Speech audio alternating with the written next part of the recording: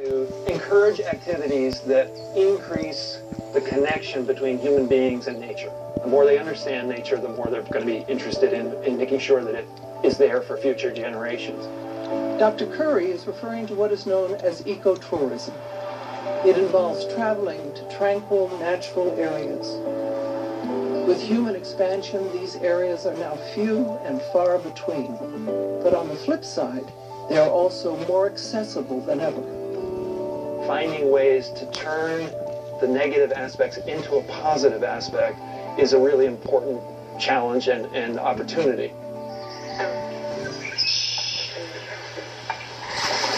The Everglades. This once sparsely inhabited swampland is now home to millions of people living in an urbanized southern Florida. Although half of it has been destroyed, the Everglades is still one of the world's most diverse ecosystems, and it's right in our backyard.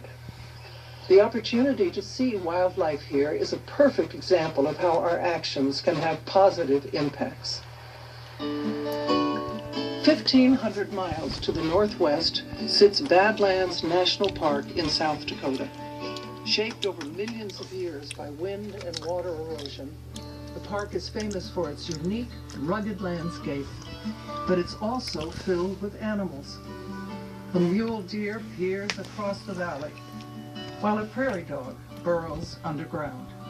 And then there are the bison.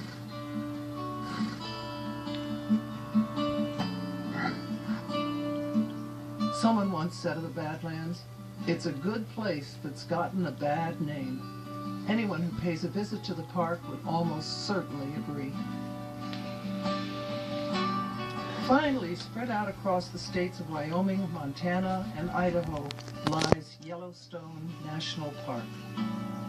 With its vast forests, lush grasslands, and flowing rivers, the park supports an incredible amount of wildlife. It also supports an incredible number of visitors. Over 3 million people each year flock to Yellowstone to experience its breathtaking sights. People who go to Yellowstone National Park and get to see a grizzly bear off in the distance, or see an elk herd, or see a bison herd. It changes your whole perception about nature and about what's possible. Ecotourism has terrific potential, but it's just the tip of the conservation iceberg. Most experts agree that to successfully preserve wildlife, sweeping changes must be made in how we live. This means reducing our claim on the Earth's resources, everything from gold, diamonds, wood, and cotton to tuna. Especially wood needs to be replaced with hemp, which is actually a very much better way. The fish can come back, the whales can come back, the sharks can come back. We need to reduce the pressure on them.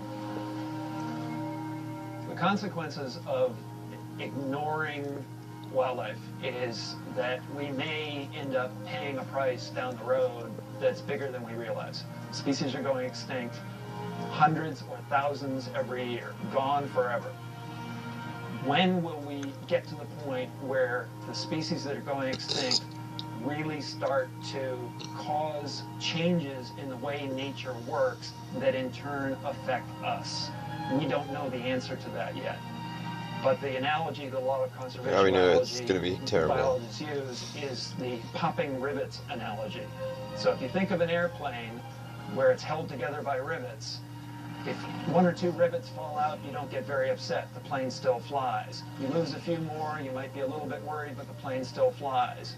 At some point, you lose the rivet that causes the whole thing to fall apart, and then you realize you should have been saving rivets all along.